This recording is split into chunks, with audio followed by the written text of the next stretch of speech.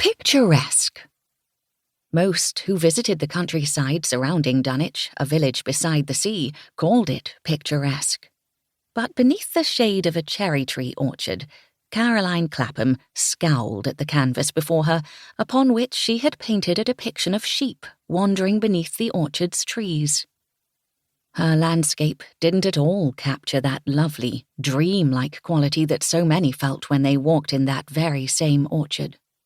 "I cannot understand why my paintings lack the emotion I wish to invoke in them." She examined the depiction of the fluffy white shapes nestled in the long brushstrokes of grass. "This is supposed to look peaceful. Instead, it is insipid. I can feel it, even if you won't tell me that you see it." She glared accusingly at her companion. A pair of baleful brown eyes stared back at her, then blinked slowly. The aged audience to her rant, a brown dog with a curling coat and white fur upon her snout and around her eyes, hadn't much to say on the matter. The dog whined, sensing the distress of her mistress. Caroline's shoulders fell, and she dropped her paintbrush upon the easel. "Sweet Muse, it isn't your fault, of course. You're not a classically trained artist." Caroline knelt next to her dog, a beloved companion in all her pursuits for the last 8 years. Muse's tail thumped against the ground happily as she leaned into Caroline's gentle touch. There they sat, together in the shade of a cherry tree, upon a faded quilt liberally sprinkled with paint from hundreds of Caroline's artistic projects. At all of 19 years of age, Caroline hadn't yet found the secret to creating true masterpieces. Somehow, it still eluded her, that special something her mentor promised Caroline would one day find within herself.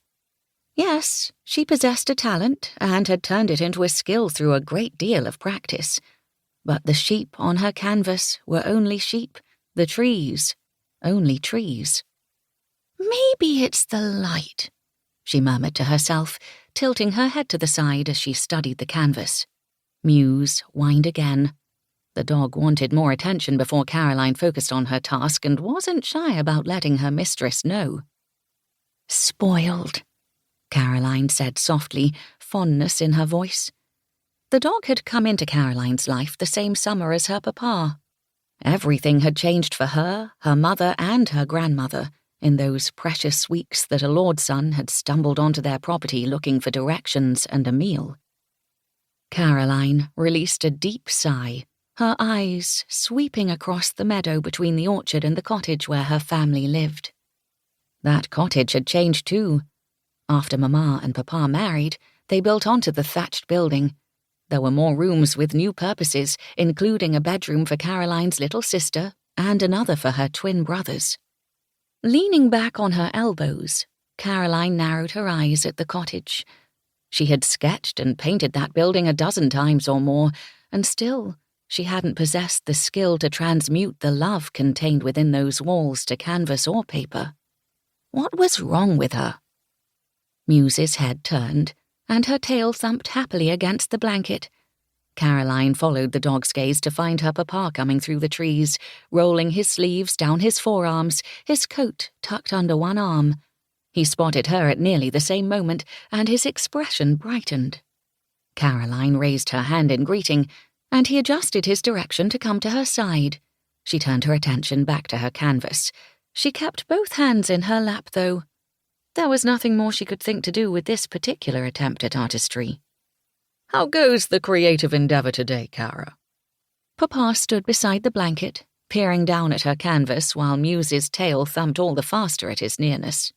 The dog adored Neil Duncan more than any other member of the family. He turned his attention to the animal long enough to give her a reassuring pat on the head.